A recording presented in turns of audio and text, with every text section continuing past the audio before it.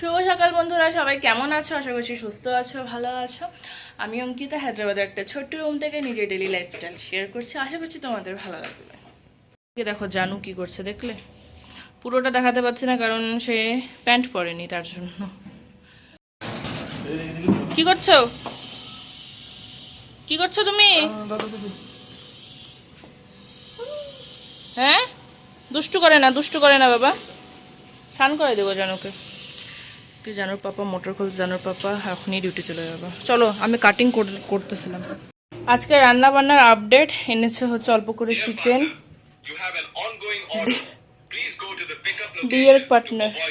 তো যাই হোক, এখানে হচ্ছে পেঁয়াজ কেটেছি, রসুন কেটেছি, লঙ্কা নিয়েছি কটা, বানাবো। আর এদিক দিয়ে বানাবো হচ্ছে কিছু একটা বানাবো, পরে তোমরা জানতে পারবে। তার জন্য কেটে নিচ্ছি বিনস, খালি বিনসই আছে, মটরশুঁটি ছিল শেষ হয়ে গেছে।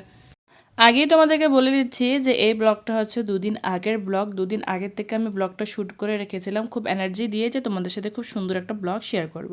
কিন্তু আমি দুদিন ধরে এক ফটোও টাইম পাচ্ছি না এটাকে এডিট করার। আর এই দুদিনে কিন্তু ইউটিউবেও আমার কোনো লং ভিডিও পোস্ট হয় নাই। সত্যি আমি খুবই দুঃখিত যে ব্লগগুলো শ্যুট করা থাকে কিন্তু এডিট করার টাইমের জন্য আমি ঠিকমতো করে পোস্ট করতে পারছি না। এদিকে দেখো জানো এসে পড়ছে, ও একবার সবজি নিয়ে চলে যাচ্ছে, আর এবার তো কী করছে হলো তো তোমাদেরকে দেখালামই না, কাট করে দিচ্ছি কারণ সেগুলো দেখানোর মতনই না। তো যাই হোক, এবার কিন্তু জানুকে আমি ঘুম পাড়িয়ে রেখে দিয়েছি, ওকে স্নান করিয়ে খাইয়ে তারপরে ঘুম পাড়িয়েছি। আর এদিকে চলে আসছে আমি চিকেনটা এবার ম্যারিনেট করতে। প্রথমেই দিয়ে দিলাম বেশ খানিকটা করে দই। আসলে কালকে দুধটা পুরো দই হয়ে গেছে, তো পুরোটা দই দিয়ে দিয়েছি। তারপরে আদা রসুনের পেস্ট, তারপরে হচ্ছে যেগুলো গুঁড়া মশলা হয়, হলুদ গুঁড়ো, জিরে গুঁড়ো, লঙ্কা গুঁড়ো দিয়ে ভালো করে ম্যারিনেট করে রেখে দিলাম। এটা বেশ 2 ঘন্টার মতো ম্যারিনেট ছিল কারণ আমি একটু কাজে ভিজেছিলাম। আর পেঁয়াজটা দিইনি, পেঁয়াজটা হচ্ছে কড়াইয়ের মধ্যে ভেজে মানে বেরেস্তা করে তারপরে দেওয়ার ইচ্ছে আছে। চিকেনটা খেতে কিন্তু আজকে খুব ভালো হয়েছিল, বেশ অনেকটা করে দই দিয়েছিলাম তাই একটু টকটক হয়েছিল খেতে। আমার ভয়েস ওভারের ব্যাকগ্রাউন্ডে তুমি হচ্ছে কিছু আওয়াজ শুনতে পাবে, সেগুলো হচ্ছে আমার জানু করছে, জানু এখন খেলছে। আমি এই বাচ্চাটার জন্য একদমই এডিট করার টাইম পাচ্ছি না। এখনও যদি এডিট না করি, মানে ভয়েস ওভারটা যদি না দেই, তাহলে সত্যি ব্লগটা মনে হয় এমনই থেকে যাবে আর পোস্টই হবে না। তার জন্য প্লিজ তোমরা একটু অ্যাডজাস্ট করে নিও। তারপরে যেহেতু জানো ঘুমোচ্ছিল, তাই ভাবলাম যে কাপড়গুলো ধুয়ে দিই। কাপড়গুলো আমি আগে ভিজিয়ে রেখেছিলাম, আর এগুলো না খুব একটা নোংরা হয় না কারণ এই কাপড়গুলো ডেইলি সার্ফ দিয়ে ধোয়া হয়। এখানে কি আছে বলো তো, এই জানুর কটা ন্যাকড়া যেগুলোর মধ্যে সে টয়লেট করে দিয়েছে, আর কটা প্যান্ট যেগুলোর মধ্যে সে টয়লেট করে দিয়েছে, ব্যাস। আর আমার কিছু রেগুলার ড্রেস, তাই খুব একটা এগুলো নোংরা হয় না কারণ ওগুলোকে ডেইলি ধোয়া হয়। ভি বলেছিল যে তুই ভিজিয়ে রেখে দিস, আমি এসে ধুয়ে দেবো, কিন্তু আমি ভাবলাম যে থাক, আমার কাছে যখন টাইম আছে, জানো ঘুমোচ্ছে, তাহলে হচ্ছে আমি ধুয়েই দিই, বেকারে ওর জন্য আর কেন রাখবো। যখন আমি একদমই করতে পারি না, সত্যি ভি আমাকে অনেকটা হেল্প করে। আমি তার জন্য ওর কাছে অনেকটা থ্যাঙ্কফুল, ও যে এতটা বোঝে এখন যে আমি করতে পারছি না, তার জন্য করে দিচ্ছে। সত্যি আমার এই জিনিসগুলো কিন্তু খুব ভালো হয় আর আমার কিন্তু খুব পরিমাণে হেল্প হয়। কালকে আমি কাপড় ধুইনি, তাই আজকে না একটু বেশি কাপড়ই জমে গেছে, মানে পুরো 1 বালতি। এর থেকেও অনেক বেশি কাপড় হয় কিন্তু আজকে 1 বালতি কাপড়ই ছিল। তো এগুলো ভালো করে জল নিয়ে বেশি করে জল নিয়ে ধুয়ে দিচ্ছি। আমার না বাসন ধোয়াই বলো বা কাপড় ধোয়াই বলো, অল্প জল দিয়ে একদমই হয় না, আমাকে অনেক জল লাগে। তো চলো এখানে আমি কাপড়গুলো ধুয়ে দিই। আমার বাচ্চাটা ঘুমোচ্ছে, পুরোটা কাপড় ধোয়া তোমাদের সাথে শ্যুট করতে পারিনি। তারপরে গিয়ে বাইরে কাপড়গুলো মেলেও দেবো। আর আজকে তোমাদের সাথে আমি এটাও শেয়ার করবো যে আমরা কাপড় কোথায় মেলি। কাপড় ধোয়ার পরে নিয়ে চলে আসলাম বাইরে। এটা কিন্তু দেখতে পাচ্ছ আমাদেরই রুমের বাইরেরটা, এখানে তার লাগানো আছে, এখানেই কিন্তু আমরা সবাই কাপড় মেলি।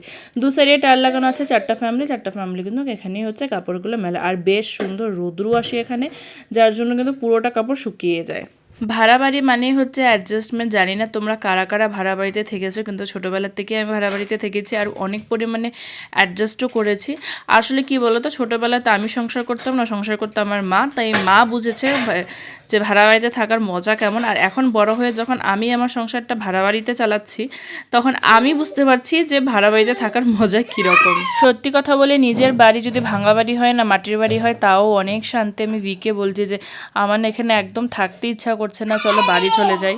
ওকে আমি অনেক চলো বাড়ি চলে যায়, আমার না এখানে থাকতে আর একদমই ভালো লাগছে না। কিন্তু না, আমাদের শুধুমাত্র বাড়ি গেলেই হবে না, পুরো বাড়িটা বানাতে হবে। সত্যি কথা, পুরো বাড়িটা বানাতে হবে কারণ সেটা অনেক পুরনো বাড়ি, আমার শ্বশুর বানিয়েছিল তার বিয়ের আগে। তাহলে ভাবতে পারছো কত পুরনো বাড়ি, সেটাকে আমাদেরকে এখন বানাতে হবে। তারপরে তো বাড়ির A to Z সব ফার্নিচার, টুকিটাকি জিনিস সব কিছুই নিতে হবে, তাই ওখানে একটা হেভি অ্যামাউন্টের প্রয়োজন। তার জন্যই হচ্ছে কিন্তু আমরা বাড়ি যাচ্ছি না এখন। যাচ্ছি না বলতে কি আসলে চাইলেও আমরা যেতে পারছি না, ওটাই আর কি। আর নিজের জায়গায় নিজেদের লোকের সাথে থাকতে কারই বা ভালো লাগে, মানে এত দূরে এসে থাকতে কাদেরই বা ভালো লাগে বলো? আমার তো একদমই ভালো লাগছে না, শুধু হচ্ছে পরিস্থিতি চাপে পড়ে থাকতে হচ্ছে। কিন্তু আমরা প্ল্যান করছি যে আর কটা বছর এখানে থেকে তারপরে বাড়ি চলে যাবো। আমরা প্ল্যান করছি না, আসলে আমারই ইচ্ছা, আমি ওকে বারবার করে বলছি যে চলো বাড়ি চলে যাই। তো যাই হোক, আমাদের হাতে তো কিছুই নেই বলো, সব তো ঠাকুর আগের থেকে ফিক্স করে রেখেছে যে কে কখন কোথায় থাকবে কি করবে। তো আর কি, তাও মনের মধ্যেও ইচ্ছে। আসলে আমার এখানে না জানুকে তেলুগু ল্যাঙ্গুয়েজ পড়ানোর একদমই ইচ্ছে নেই, যেহেতু আমরা বাঙালি। আর আমাদের ল্যাঙ্গুয়েজ ছিল, মানে জানুর পাপার আর আমার ল্যাঙ্গুয়েজ ছিল ইংলিশ আর হিন্দি, তো ওইগুলোই ওকে পড়ানোর ইচ্ছে আছে, বা বাংলাটাও পড়ানোর ইচ্ছে আছে, কিন্তু তেলুগু ল্যাঙ্গুয়েজ একদমই পড়ানোর ইচ্ছে নেই। তাই আমরা প্ল্যান করছি যে জানুকে স্কুলে দেওয়ার আগে আগে যদি আমরা বাড়িতে যেতে পারি তাহলে খুবই ভালো হয়। দেখা যাক, পরে সব কিছু দুপুরবেলার ইচ্ছে। এদিকে দেখো, তোমার সাথে গল্প করতে করতে আমি কিন্তু সুন্দর করে কাপড় ধুয়ে মেলে শুকনো কাপড় উঠিয়ে তারপরে কিন্তু স্নান করে চলে আসলাম। আমার জানু পাপা কিন্তু এখনও ঘুমোচ্ছে, আর স্নান করে এসে এদিকে কিন্তু আমি সিঁদুর টিপ সবটাই পরে নিলাম। একটা মজার কাণ্ড ঘটেছে, মানে আমি এখানে ঠাকুরের থালা বাসনগুলো মেজে নিয়ে এসে পুজো দিচ্ছি।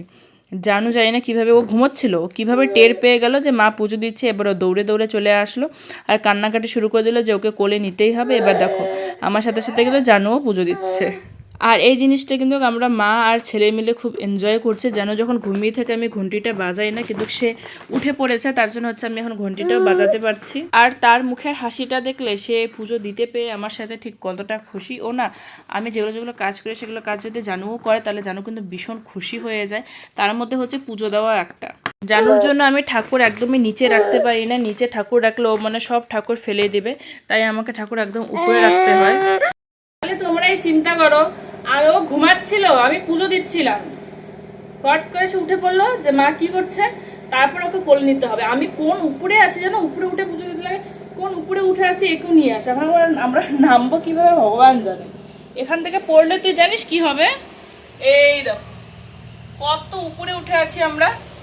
এই দেখো সুন্দর করে ঠাকুরকে আজকে একদম মুছে ঘুছে বাসন মেজে পুজো দিলাম। এমন করে পুজো দিতে খুব ভালো লাগে, কিন্তু পুজো দিতে পারি না। আর এই দেখো কত উপরে রান্না করে সেলফের মধ্যে উঠে আমি পুজো দিই। এই দেখো ও তাড়াতাড়ি করে ঘুম থেকে উঠলো যে মা কি করছে, তাড়াতাড়ি করে উঠলো। হ্যাঁ উঠে এই দেখো এখন কোলে নিয়ে দাঁড়িয়ে আছে।